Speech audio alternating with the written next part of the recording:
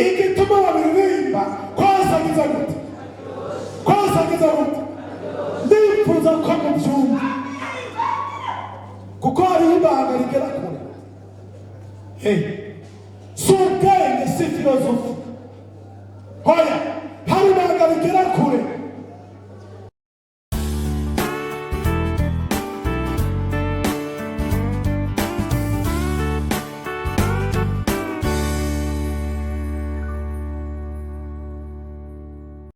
Dusoma hariya mu gitabo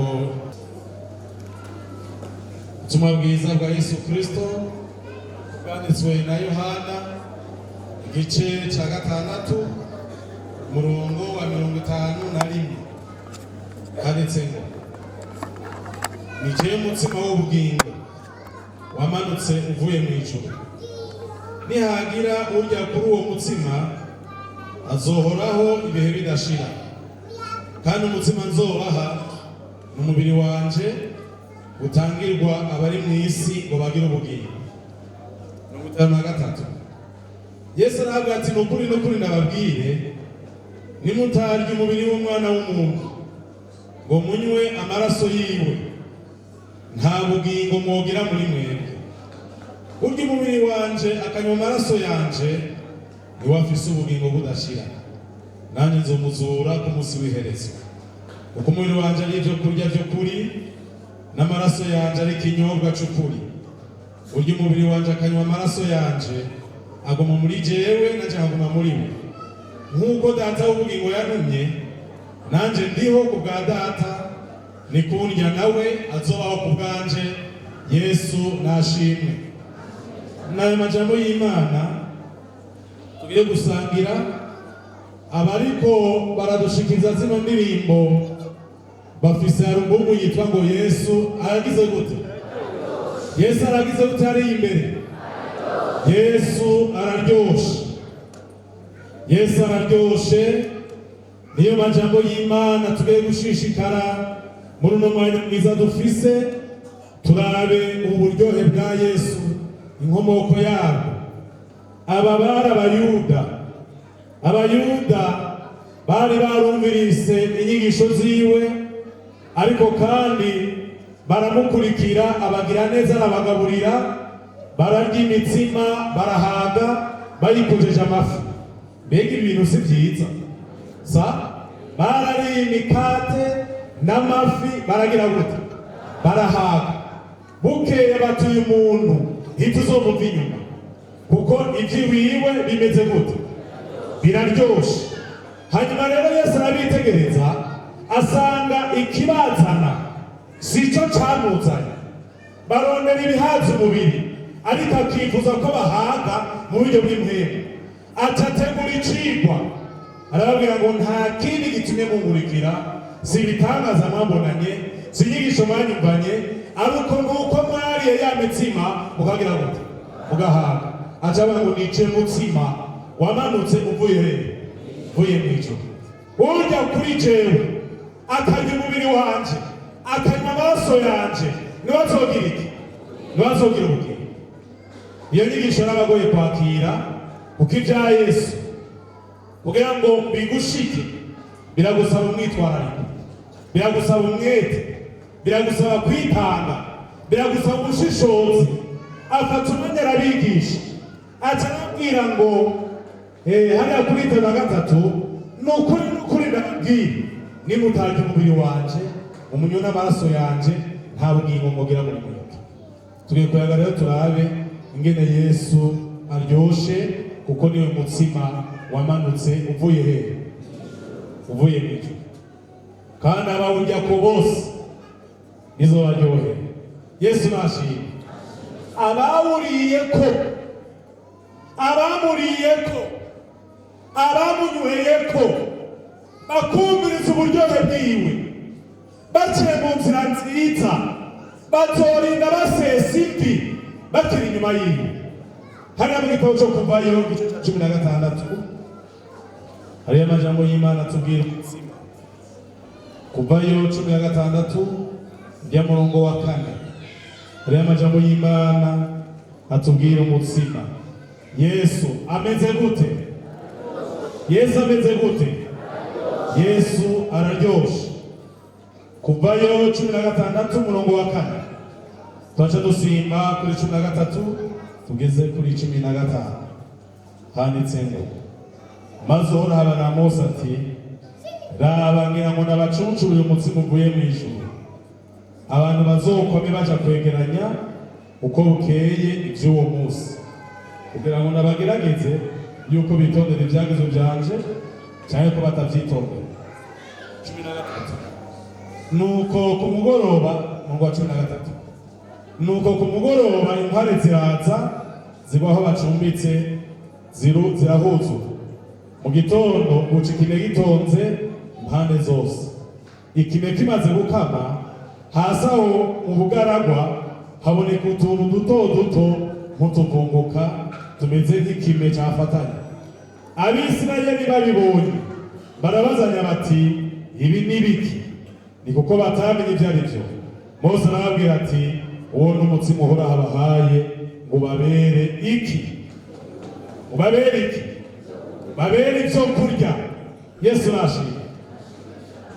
Bari bakeneye ibizobatunga. Mbega Imana irazi ko dukeneye ibizodutunga? Mbega ishengero ry'Imana Yesu arazi ibyo mukena. Bari bakeneye ibizobatunga. Hanyuma rero Imana ngomba ndabacuncumirira umutsima w'ubugingo waramanutse uvuye hehe? Uvuye mu ijuru. Ndabacuncumirira umutsima muzohora mugenda muwegeranye uko bukeye. Yarawurungitse bawise biki? Manu ni keki. Yesu nashimye. Manu ni kiki? Uyu mutsima barawuburiye. Yesu nashimye.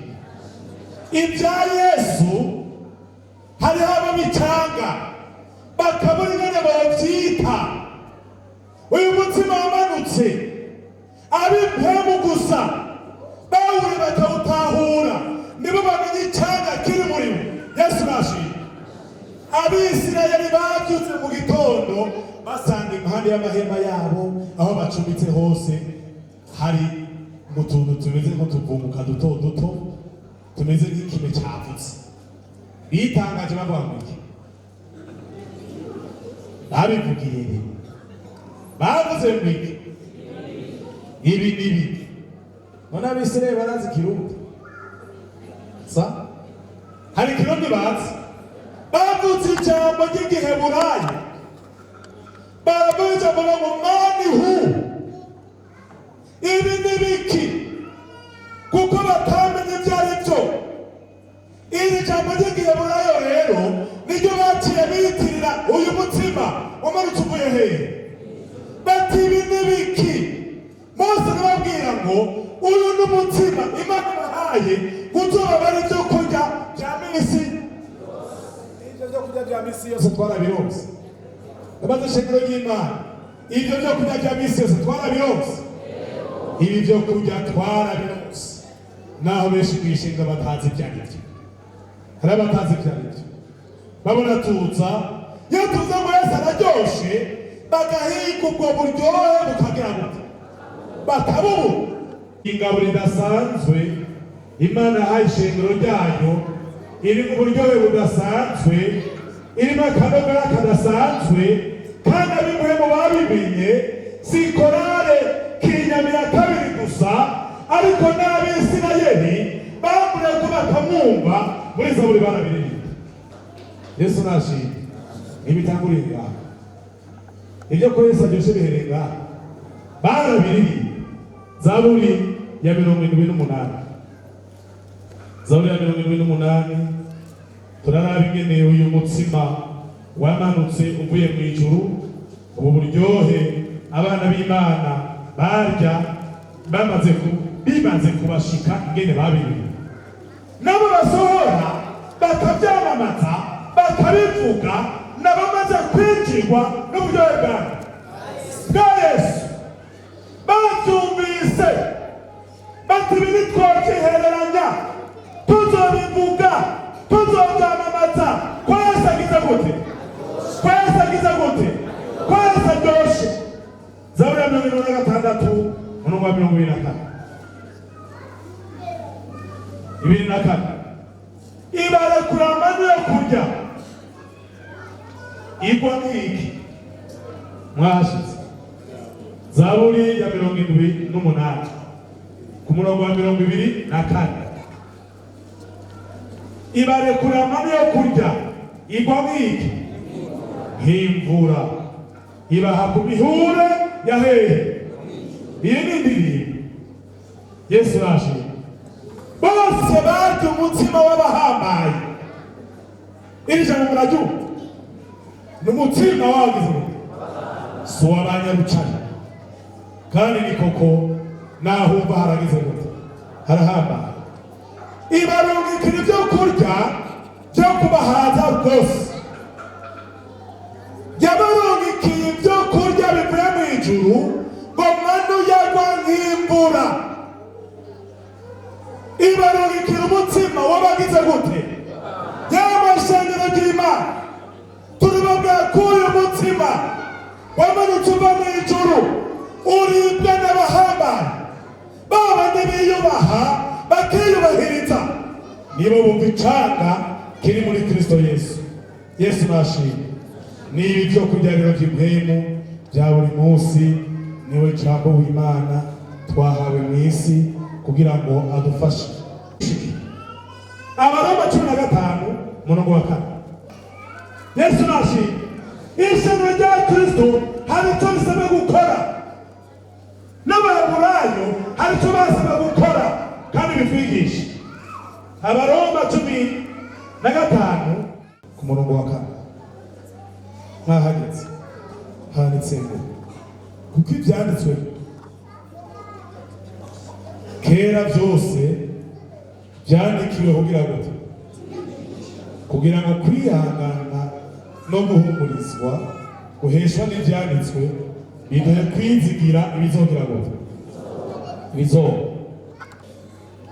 Ngaho ijambo ry'Imana rigomba kutwereka yuko abishengero, abana b'ubwami bateza kwitwararika kumva icyo Imana yavuze mu ijambo ryayo.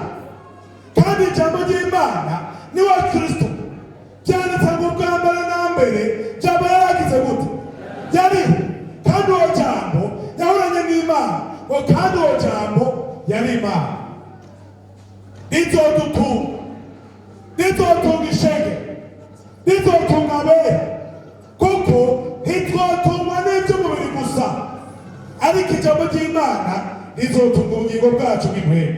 Hariya gusubira mu byagezwe igice 8 hariyo amajambo. Gusubira mu byagezwe igice 8 umurongo wa 3 mwahashize handitse ngo nuko abakishije bugufi yemera ko musonza, araheza abagabura manu mutari munsi n'abasogokuza banyu batigeze kumenya, kugira ngo bamenyeshe yuko umuntu adatungwa n'ibyo kurya gusa, ariko atungwa n'amajambo yose ava hehe, ava Matayo igice cya 4 umurongo wa 4. Matayo 4 umurongo wa 4 handitse ngo aramwishura ati byanditswe ngo umuntu ntatungwa n'umutsima gusa, ariko atungwa n'ijambo ryose riva mu kanwa kandi ijambo ry'Imana.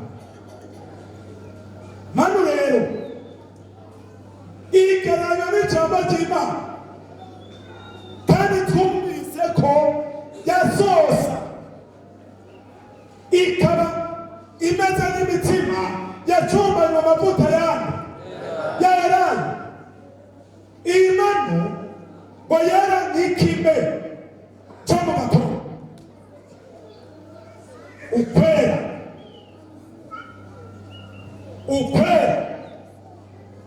gusigurwa gutungana rwose.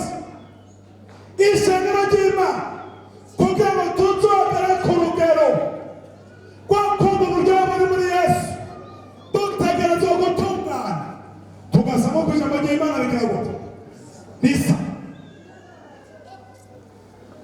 Matayo 17 umurongo wa 2. Matayo igice cya 17 umurongo wa 2. Mutwa amajambo handitse ngo ukayangana kwa niho cyitegerezo cy'ishema. Akayanganira imbere yabo, mu maso hiwe haka n'izuba, mu nzu ziwe tera n'iki h'umuco. Manu yarera ikigenzo cyo gutungana. Iri jambo ry'Imana bariri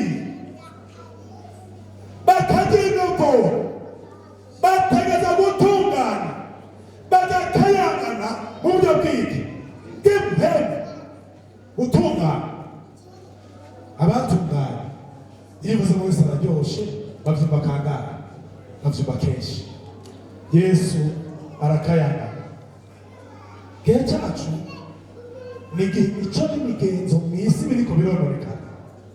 Mbega nibyo sa imyitwarire y'abantu itera yononekana, abantu bakononekara. Hari ibyaha byinshi kandi n'ishege Satani arabirondera. Cyanditse ngo azogerageza no kuzimiza abagize gute, abatoranijwe. Isi ya none itarinjira mu mwijima, ariko Yesu nashimwe yaturikiye umutsima w'abantu uvuye hehe mw'ijuru. Uduhamagarira gutungana, uduhamagarira kweza, uduhamagarira kugororoka. Ishingiro rero tubyitwararike, kuko ijambo ry'Imana niryo ridukura n'ubwo bumara bwose bubi. Iyo twaryumvise tukaryumvira, iyo tugenze nk'uko rivuga tukarirya tukaryinogora, riradukura n'ubumara bwose aho mugwanitse, tugasigara dutunze imitima yejeje. Ni hariya mu gitabo cy'Ibyashe Yohana igice cya 1 umurongo wa 13 kugera ku wa 16. Bidusaba ko twebwe nk'aho dushobora kubona amaherezo y'ibihe, turwanira kwezwa, turwanira gutungana uko ijambo ry'Imana rivuga. Ibyashe Yohana igice cya 1 umurongo wa 13 kugera ku wa 16. Kugira ngo mu buryohe bwa Yesu utegerezwa gutungana. Handitse ngo mwashitse. Kandi hagati y'ibyo biteye ko amatara, mbona usa n'umwana w'umuntu yambaye imyambaro ishaka ku birenge, yambaye mu bukirizi umukanda w'izahabu, kandi umutwe we n'umushatsi byari byera nk'ubwoya bw'intama y'umweru, cyane nka shelegi, n'inyuma ziwe zasa n'ibwatsi muto. Ibirenge byiwe byasa n'umuringa w'umwakaka utudujwe n'umuriro. Ijwi ryiwe yari rimeze nk'iry'amazi menshi asuma, kandi mu kuboko kwiwe kw'iburyo yari afise inyenyeri ndwi. Mu kanwa kiwe havamo inkotsi ikarishe, mu nyonga hiwe hari hameze nk'izuba iyo ryatsike mutari. Igice Ibyashe Yohana. Yesu niwe aduha ijambo kandi agomba ko dusa nawe. Pawulo yavuze ngo mwigane Imana nk'abana ikunda, ukwera, gutungana. 19:12 turageza kuri 16. Mbona ijuru ry'uguru kandi muri farasi y'igitare, uyibye agiye kwitwa mwizigirwa. Irindi ni munyakuri, aca imanza akagwanira intambara mu bugororotsi. Inyonga ziwe zisa n'ibara z'umuriro, no mu mutwe yambaye ibitsibo byinshi, kandi afise izina ryanditswe ntawuriza atari wewe wenyine.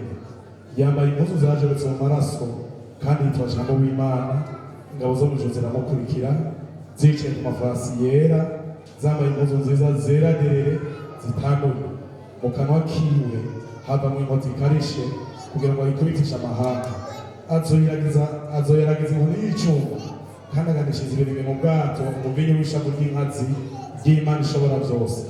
Kandi ku mpuzu ziwe no ku kibero afise izina ryanditswe ngo umwami w'abami uganza abagira gute. Ishengero duhamagarirwa kweza, kuko niwo twakurikiye asa gute. Arera mu kanwa kiwe haba inkota imeze gute? Iyo nkota ni iki? Ni iki? Azoyikubita amahanga. Abasa gutunga batunganijwe n'icyago bazokubitwa n'inkota iva mu kanwa ka Yesu. Ishengero nta kindi duhamagarirwa atari kumvira ijambo ry'Imana tukitondera ico rivuga. Byarera mani yarera natwe dusabwa kwezwa gutungana nahise yononekana. Icya kabiri ngo mani yakayangana utubuto twa budora. Navuze budora cyari igiti cyatumirirarira bakoma parfumota neza. Yesu nashimye. Cyari igiti mani rero ngo niko yasa. Ijambo ry'Imana rirakayangana. Mbega niki Yakobo yaritanga ikirore umuntu agira gute? Yiraba ikirore. Nara muri Yakobo igice cya mbere mu 23 kugera kuri 25. Ijambo ry'Imana umutsima wamanutse uvuye hehe? Baburiye bazokumva ingene Yesu aryoshe ko bariraba. Handitse 23 kuko uwo iryo jambo ntariko ameze nk'umwirabe mu cirore maso hiwe yavuga. Amaze kwiraba akagenda uwo mwanya agaca yiyibagira ukwasa. Ariko biteze byagize bitunganye rwose arivyo vyo mwidegembye akabishishikara atari uburyo bakavyibagira, ariko ari ubikora niwe azohabwa umugisha mu vyagira gute? Mu vyakora. Byarakayaga mani yarakayaga ikirore. Ijambo ry'Imana yo tutirabiyemo duca tubona uko tugira gute? Uko tugira gute? Abagirabiyemo baritahuye. Byakugoye gucumura bigusaba kucumira gute? Kucumira. Yesu nashimye. Yesu nashimye. Kwirabira mu ijambo ry'Imana. Wirabye ugasanga waracumuye, nta kindi Imana igusaba mu gucuhindukira ukihana. Uzo mu buryohe ukora mu kwijambo rigira gute? Ikora bivuga ukiraba ukimenya kandi maze kwimenya waca witungana. Twese twatunganijwe n'iki? Twatunganijwe n'icyaha. Ijambo niryo ryazanye ishengero. Ijambo niryo ryadukoranije. Ijambo niryo ryatwajeje. Twarinze turimenya turahinduka kandi rica ritubera umuti rikatugira neza. Hari mu gice cya kabiri Abakorinto igice cya 3 mu wa 18. Igice cya kabiri Pawulo yandikiye Abakorinto 3:18. Ijambo ry'Imana 3:18 handitse ngo tweho twese ko tutitwikire mu maso tukerekana n'iciro bwiza bw'umwami turahinduka tugashushanywa n'iyo shusho tukava mu bwiza tukaja mu bundi habahindurwa n'umwami ari wende ko twese ko tutitwikiriye mu maso tukerekana ubwiza bw'umwami nk'ikirori twarahindutse. Nta kindi cyaduhinduye atari ijambo ry'Imana. Ijambo ry'Imana abaryakiriye barahindutse. Nta kindi bakora berekana ubwiza bw'Imana babishobojwe na Muhemu Yera. Icya gatatu bomana n'utubuto twagati kitwa gati mu gifaransa ngo ni graine de coriandre. Coriandre bakise mu kirundi ngo ni gadi n'akatsi.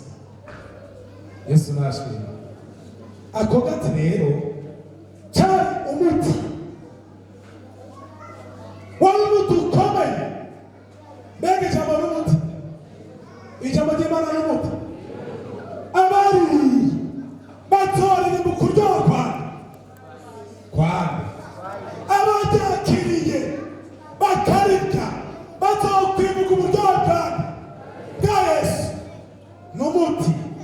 Barawirukira ngaca Abisirayeli mu gihe cy'abakera iki giti baracirukira kubera ngo cyabavura ubumuga bugenda butandukanye hanyuma rero bakagira amahoro bakanezerwa.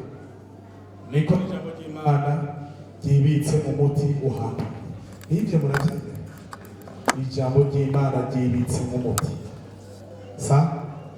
Twarakize ubumuga butandukanye kubera iki? Twarakize ubuhumane butandukanye kubera iki? Kubera ijambo ry'Imana. Turanezerewe kubera iki? Kubera ijambo ry'Imana. Hanyuma rero iri jambo n'umuririmbyi yarabiririmbye muri Zaburi arerekana ko ryavuye. Abo ryavuye barabiririmbye. Nira Zaburi ya 7 umurongo wa 20. Zaburi ya 7 umurongo wa 20. Ijambo ry'Imana n'umuti. Yesu nashimye. Ijambo ry'Imana n'umuti. Bari rero bazovuga ukuryoha kwako. Baca babona ingene Yesu aryoha. 7 umurongo wa 20. Mwahashitse. 7 umurongo wa 20.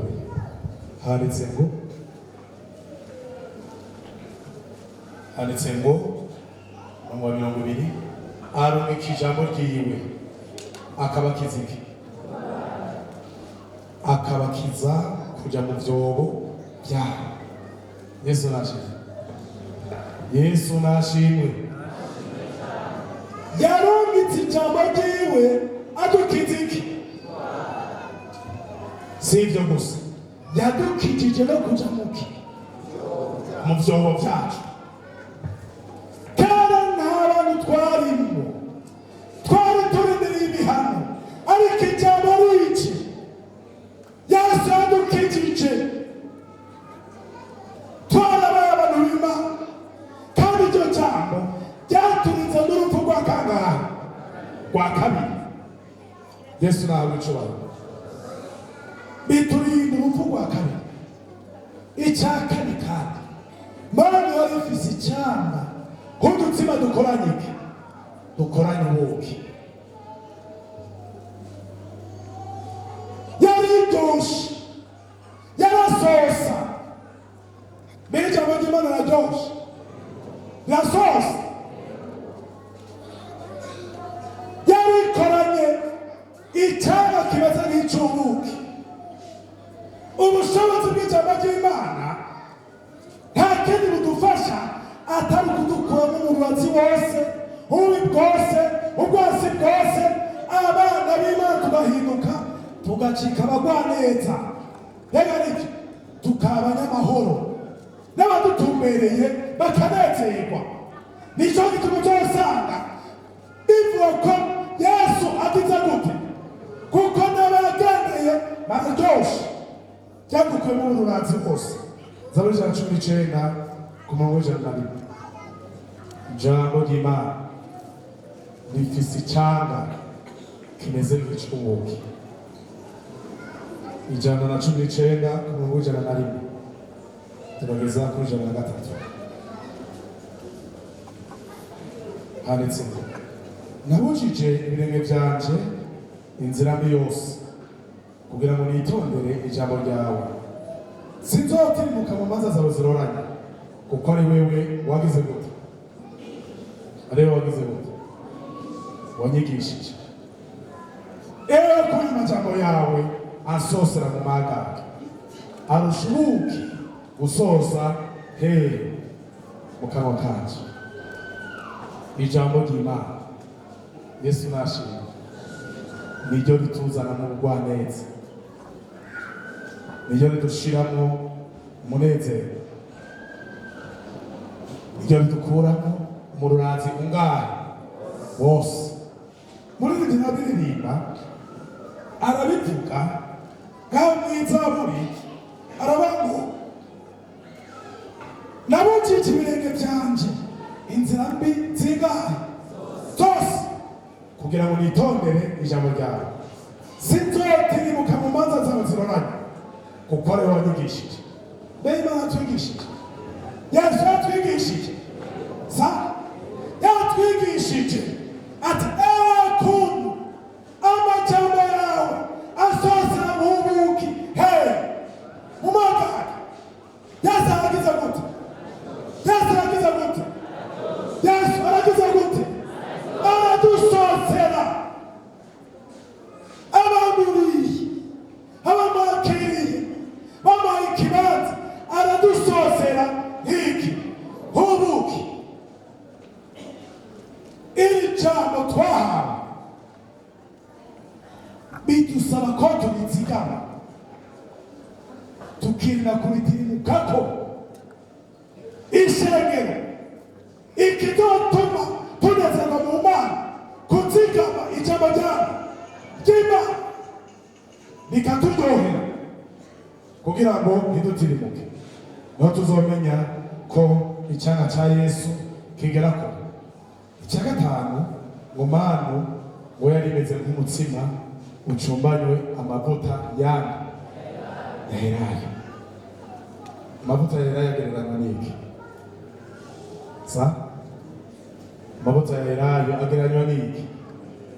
Na muhemu asada. Abahawe muhemu yera nta kintu mwumvise. Yesu nashimye. Nta munezero w'ijuru wabajemo. Turiko abahawe muhemu yera bibera mu yindi si. Kubera iki? Iri jambo ry'Imana tuvuga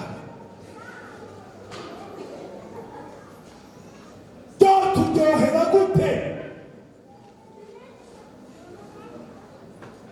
Twadukwamo umurazi gute? Bwaburi bwose bwabutumaramo gute? Tutarisiguriwe na mwemundi yera. Manu yarimo ibi bintu bibiri, yari mu buki ikaba mwiki amavuta. Yesu nashimye. Yesu nashimye. Kubera iki? Umukristo ategerezwa gusenga kugeza yuzuye nde? Mpamvu yera.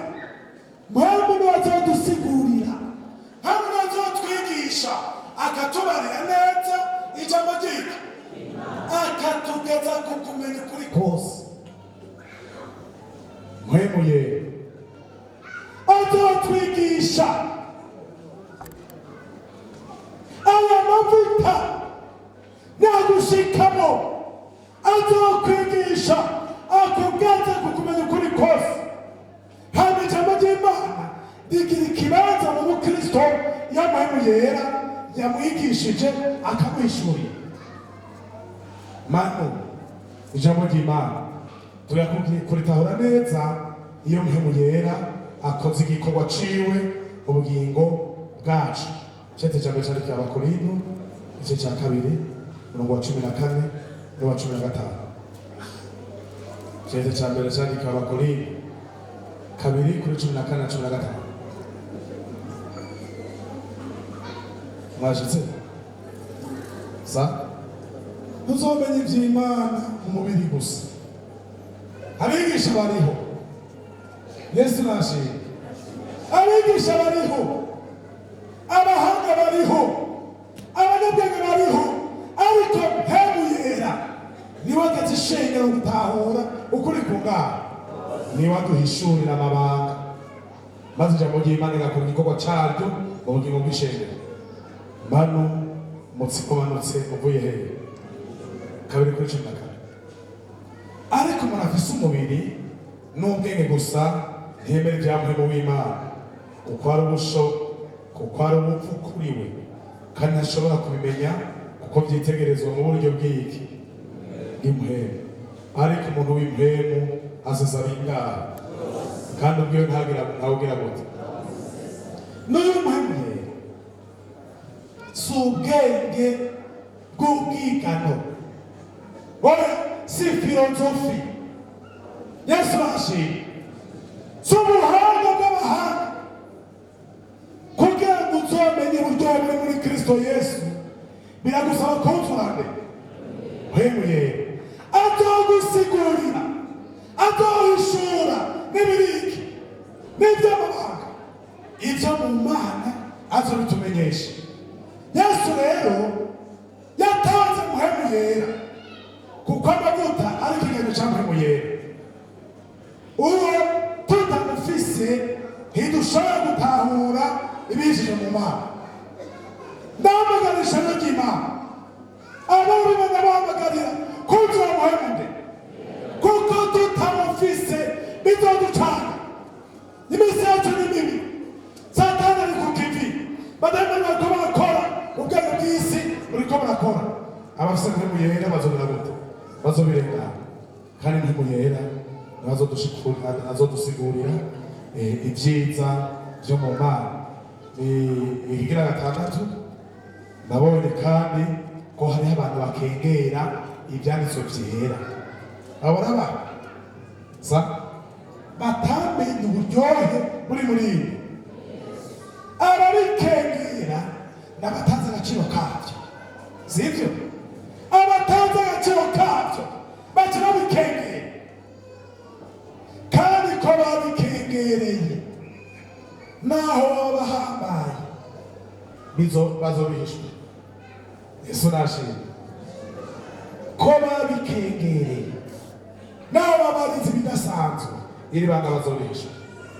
Ntibazigera batahura iby'Imana ibyo ari byo kuko Imana ibitse ubutunzi bwayo abagira gute?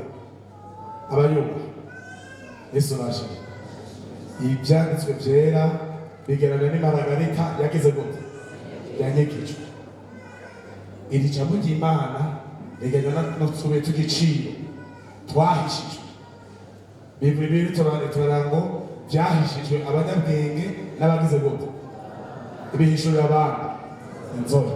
Ni hariya mu butumwa bwiza bwanditswe na Matayo igice c'indwi ku murongo wa 6 niho dusanga aya majambo y'Imana ku bakengera ibyanditswe kubera batamenye agaciro kabyo. Matayo 6:7 umurongo wa 6 handitse ngo ibyera by'Imana ntimukabiheke iki imbwa. Yesu nashimye uko batubare muri Zaburi ya 28 ngo ni ibyo kurya by'abagize gute? Rero turashaka ni ibyo kurya by'abagize gute? By'abahambaye. Yesu nashimye handitse ibyera by'Imana ntimukabiheke imbwa kandi Imaragarita zanyu ntimuziterere iki kugira ngo ntizizihonyange n'inzara zazo maze zikabahindukirira zikagira gute? Zikabatabara. Yesu nashimye aya mabanga y'impemu ababikengereye hari icyo Imana ibindi kuko ababyubashe ibitabahambaye byacitse ibyo kurya by'abagize gute? By'abagize gute? By'abahamba biyubahirije bagenda mu ijambo bakoze uko rivuga batarivuyemo babyubahirije bubasha amavuta bakubaha ubuki ibyo kurya by'abahambaye ariko babikengereye Bibiri bisemo n'iki?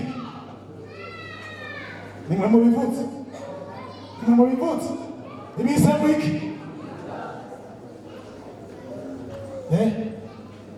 vyanditse ngo zizoherera hehe? Zizoja inyuma y'iki? Ko bakenyereye Yesu bashimye, ko bakenyereye ijambo ntibamenye agaciro karyo n'uburyohe bwaryo, nayo Imana izobibahisha, izobibanyegeza nk'ibitero by'imbwa ngo bishuburirwe ingurube. Yesu bashimye, kuko nivyo kurya by'abagize gute? Iri jambo nivyo kurya by'abahambaye. Yesu nije umutima wamanutse uvuye hehe? Mw'ijuru. Yesu bashimye. Hariya ko twagaba ikintu kibi kuri ijambo ry'Imana ryagerewe bose, ryagerewe bose, nahamwe abataryemera bose bari baragize gute? Nimba ari waje kurabera, kumviriza, kuraba igitaramo, iri jambo ryagerewe bangahe? Ryagerewe bose. Uzoryumvira izomushira mu mugwi w'abahambaye, uzorikengera azobishwa, ntazumva ukuryoha kwa Yesu. Yesu arashimye, ntazumva icyanga kiri muri Kristo Yesu. Byaragerewe bose, ariko ababihishurirwa n'ababirondera. Matayo 10:25 yavuze ngo vyahishijwe abanyabwenge n'abagize gute? Bihishurirwa abantu inzoya, bihishurirwa inzoya, abanyabwenge n'abahambaye. Yesu nashimye, kuko abanyabwenge tuvuga ni babandi bafise amanalize agera kure. Bamwe bavuga ko biyumvira bafise ubwenge bugera hehe? Bugera kure. Babandi baja kwiga bakarondera n'ibigize gute? N'ibibasiga. Yesu nashimye. Imana ikibahishije ijambo. Yesu nashimye. Wowe warihishuriwe, wowe waryakiriye. Kenshi bazokwita ikicucu, nibyo sivyo? Warihenze, wanzimiye, wabitwara nabi, bijya bintu by'abakizwa. Kubera haba byagize gute? Byahishije. Aba bantu b'ubwenge babihabwa mu bwenge bw'umubiri, ibintu by'umuhemu biragira gute? Yesu nashimye. Mwarabi nteraja guhetse, ndifuza ko mwumva igituma babiririmba kwasagiza gute? Kwasagiza gute? Ndifuza ko mubyumva, kuko hariho ibanga rigera kure. Si ubwenge, si filozofi. Hoya, hari ibanga rigera kure. Mu gihe cy'Abafaransa harabonetse icyabwenge, icyo gihe cy'abana bacata ngo ni la période de raison, ikiringo cy'abantu biyumviye, ikiringo cy'abafilozofi. Ntabazanye ibintu ngo ntakuza mapfa kubyemera, twakubwira ngo bimeze uko ucupa kubyemera. Banza ugira gute? Banza wumviye, ushire mu bwenge. Yesu nashimye. Hari ubwenge twarize, twaramenetse, hari ibyiyumviye n'ibi by'Imana twabishyira mu bwenge tukabyananiza. Imana nayo ishyiramo kode ikabihishurira iki? Amen. Akaba ari bamenya amabanga abandi batayazi, bakabyumva batayazi. Ndisigurwa mu buryo bw'ubuhemu. Ndabahariya mu cete Paulandika Abakorinto ca mbere igice ca mbere umurongo wa 18 turiko turatera tuja kurangiza, ngo ndifuza ko twumva Yesu araryoshe. Yesu nashimwe. Igice cya mbere mu wacu n'umunani handitse ubushobozi bw'iki, ubushobozi bw'iki 18. Kuko ijambo ry'umusaraba kubahona ari ubupfu, ariko kuri rw'abakizwa n'ubushobozi bw'Imana. Kuko handitse ngo nzohonya ubwenge bw'abaki no gutahura kw'abahinga nzoguhindura ubusa. Umunyabwenge ari hehe? Umwanditsi ari hehe? Umunyabihano muri iki gihe ari hehe? Mbega Imana yahinduye ubupfu ubwenge bw'isi, kuko nawe ubwenge bw'Imana bwagaze yuko ab'isi batazohabwa n'ubwenge bw'isi kumenya Imana. Imana himbawe ukirisha abayizera ubupfu bw'ibigira gute bw'ibyigisho. Kuko ku Bayuda basaba ibimenyetso, abagira ikibarondera ubwenge, ariko tubabarira ibya Kristo yabaye. Ku Bayuda ni ikigwisha, ku banyabwenge, ku bahanga ni ubupfu, ariko ku bahamagarwa b'Abayuda n'Abagiriki ni Kristo, ubushobozi bw'Imana kandi n'ubwenge bw'Imana. Yesu nashimwe. Iri jambo ntirisigurwa uko abantu bagize gute, ariko risigurwa mu buryo bw'iki. Niba wifuza kumenya uburyohe muri Kristo Yesu, hari icyo usabwa, hari icyo usabwa. Ni uko iri jambo uko rivuze, kuko Imana itashimye gukirisha isi ubwenge bw'abaki bw'abanyabwenge, kuko yashimye gukirisha isi ubupfu bw'ibyigisho.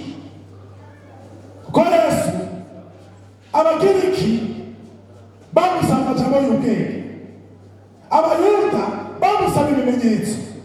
Yesu arashimye, bikabatera kutujira muri ibyo bakabura ibimenyetso. Nuko rero tuba tubeshana by'Imana kw'iri jambo twahawe risobanurwa n'uburyo bw'Imwemu, kandi arabarishikira, arabaha Umwemu yera, akinjira muri bo, akagira ikibanza muri bo, agakorana nabo, akabigisha ijambo, akabasobanurira ijambo, kandi bakagenda. Aba rero ntibazomenya uburyohe bwa Kristo. Aha rero mu ijambo ry'Imana tugiye kurangiza duhamagara ishengero rikurikira. Umutsima w'ubugingo waramanutse uvuye hehe? Kandi abawurya ko bose bazogira iki? Bazogira ubugingo.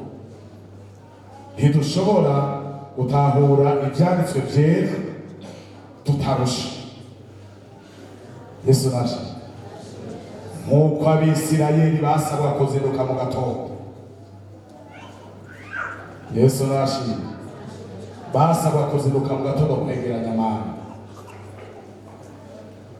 Niko jewe nawe bakozi b'Imana bidusaba kuzinduka mu gatondo imbere y'Imana.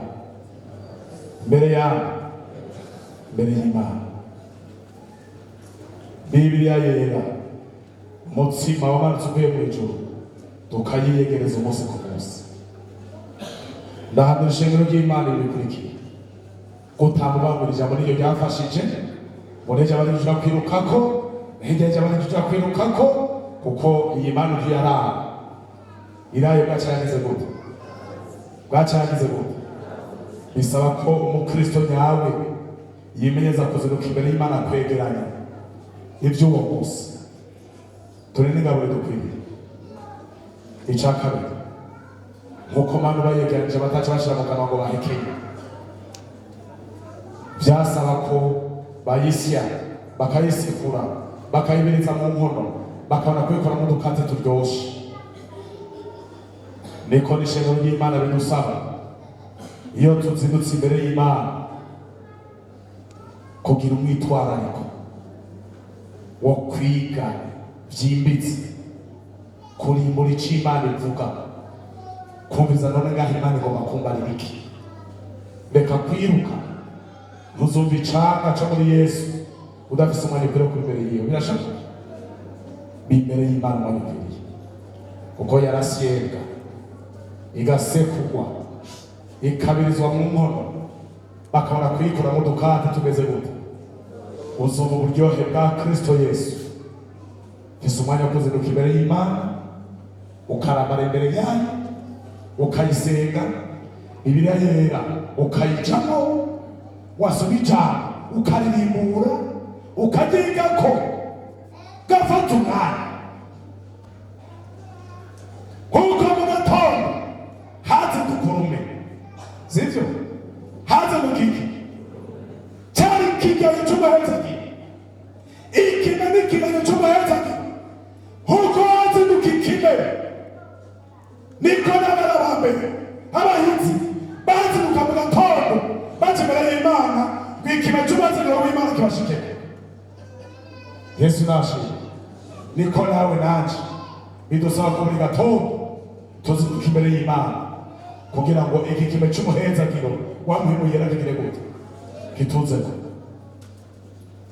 Iki basiganwa n'izuba, iko ndarangiza mu buryo bwese aho gute turashaka basiganwa n'izuba, kuko izuba ryatse manu yaragira gute yakishonga, baratanga izuba. Niko n'ishingo rya none riteza kuzinduka imbere y'Imana, imbere y'uko ibishongesha umuhezagiro biza. Navyo si bindi, ni wa mwitwarariko wacu w'ivya buno bugingo, ni vya bikorwa vya misi yose, vya bindi bice bifata umwanya. Bisaba ko tuzinduka mu mutima dutuje imbere y'Imana kugira ngo vya bindi vyoshongesha amano bize kuza twamaze kugira gute kwegerana. Ndaha rero uzokumva uburyohe bwo mu Mana. Ndarangije. Yesu ageze gute? Yesu ageze gute? Baba ari mwishengero bose bazi ko aryoshe, bega n'abanebwe batumye ko aryoshe, abadasenga batumye uburyo bwa Yesu batazinduka imbere y'Imana ngo bahite Imana ivuga batakime cy'umuhezagiro bakirone batumye uburyo bwa Yesu. Yesu ageze gute? Ndahamagara ishengero ryose uburyo bwa Yesu tuburangire ku murongo ryari no mw'ijuru. Imana ibahezagire, Imana ibahezagire.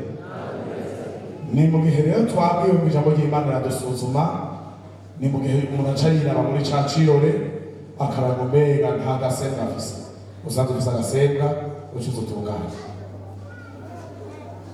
ryarera ugutumana no kugororoka.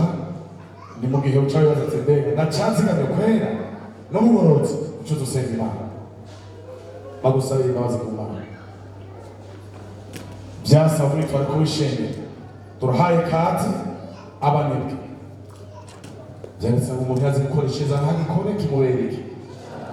Uburyohe bwa Yesu kugira ngo bwumve hari ibyo usabwa gukora, mbega urabikora kandi dusenga Imana. Uwo byagoye, uwo byananiye atuga ku matwi kose aryoshe, nta muntu yarafise, oya nta mugwaneza, oya nta gutungana, nta muntu ijambo ry'Imana afise, ntasenga, ntazinduka imbere y'Imana. Ariko mwitwarariko wabageje kure, turarwaye kanza biracashoboka kuno munsi dufata ingingo.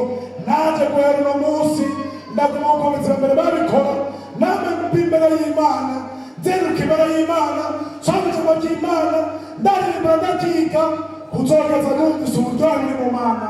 Uriya wicuza bakozi bakurambike kw'ibiganza kugira ngo umuhezagiro w'Imana ubone ingene gushikiye. Kaze dusenga Imana. Dusabwa guhinduka kuzogeza ibintu vyiza vya mu Mana vyose tubihawe. Ingaburo y'abahambaye twarayiteguye kandi bizogenda neza nitwumvira Imana. N'uyu mwanya rero wo gutunganya ubugingo muce mubandanya muza, umuntu wese vyawe umuntu yananiwe, umuntu vyazazaniye, umuntu atamirira ibanga ry'ivyitwa ry'Imana n'umunsi tuhavuye mw'ijoro acaza bagusengere kandi uhereye none ucugire umwete. Yesu abaheza.